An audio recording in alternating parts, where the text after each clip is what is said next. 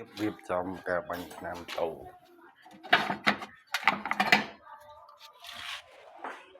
អាគប់50 cc ឡើងម៉ាស៊ីន50 cc ឡើងម៉ាស៊ីនដាក់110តាមសិនពួក110ស្មី52នេះទឹកថ្នាំបាញ់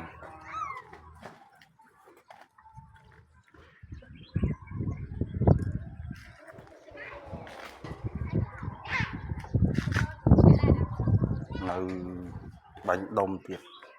អត់តន់ហើយដុំឆ្ពោះមុខទៀត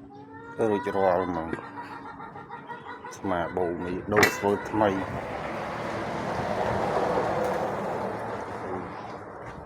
នៅរៀនវាទៀតហើយតាមប៉ុណ្ណឹងទឹកថ្នាំអាចមើលបានថ្មីដូចជាកែមក